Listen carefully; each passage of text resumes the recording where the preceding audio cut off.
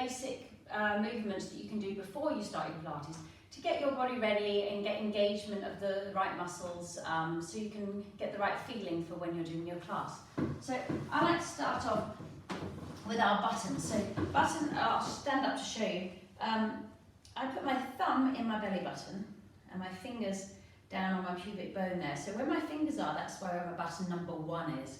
And in between my diamond is button number 2. Button number 3 here is your belly button. Button number 4 is that little soft bit between your ribs, your xiphoid process, I think it's called, and your rib bone here is your number 5.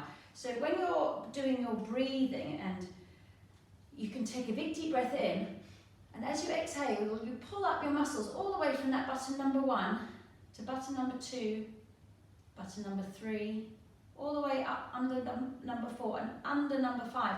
So your belly's not just pulling in, it's pulling in and up. Now you might find it easier to do when you're laying down. It's basically a pelvic floor exercise, and you're working, pulling everything in and up from button number 1 to 2, 3, 4, and all the way up to number 5.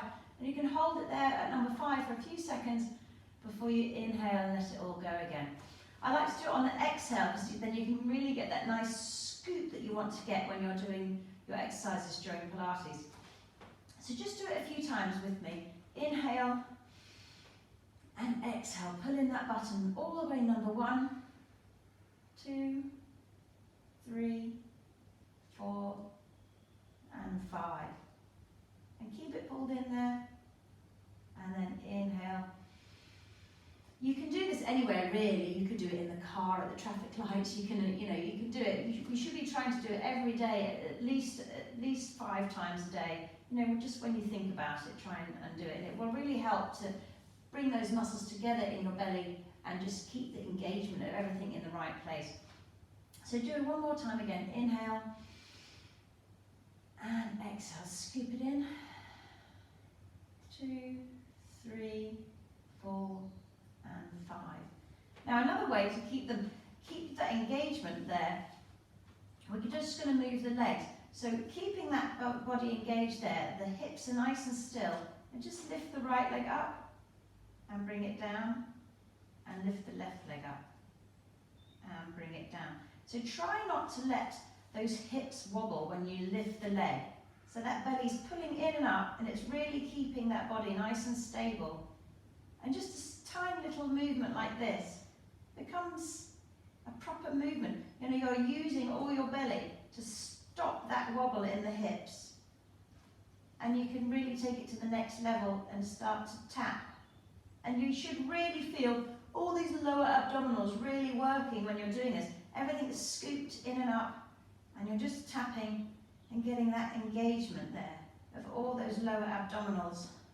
And that's the feeling you want when we're doing all our abdominal series, and it's going to protect that lower spine. So it's really important that you get that engagement of the belly before you start to do any of your exercises in Pilates. And also having that engagement there is going to keep those ribs under control when we do the arm exercises. So when we're doing lifting our arms and bringing them down, it's that same engagement of the belly that's working to keep the ribs down and keep everything in control. So nothing's moving but those arms. You go up and down to get the nice movement, and then you can do the legs. You could even do an arm and a leg, and down, and an arm, and a leg, and down. Really get that working, and down, and down.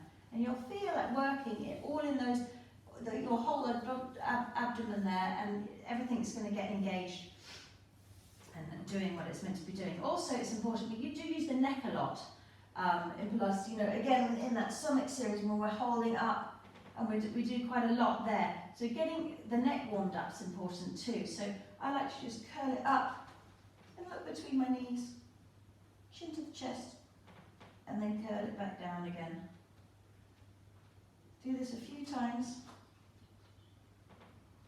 before you start your exercises. Curl it up and bring it down. And then we go the opposite way. So the chin comes up and looks behind you. So you try and look at the wall behind you. And again, and bring it straight again.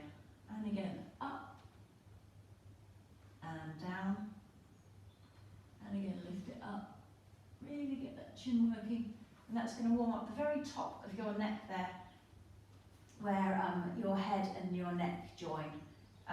You can also go to the side, one side, back to the centre, and the other side, back to the centre. Just have a little warm up, like that. So those are just a few really basic moves you can do just before you start, or if you want to, you can actually even, again, you can do those things lying on your bed. If you've got older family members who can't lie down on the floor, they could lie down in their bed and do a few of those exercises. You know, I have an old family friend, and she was asking what she could do in her bed because she can't lie on the floor anymore because she can't get up. So those are really good things, just really simple little things that older people can do too.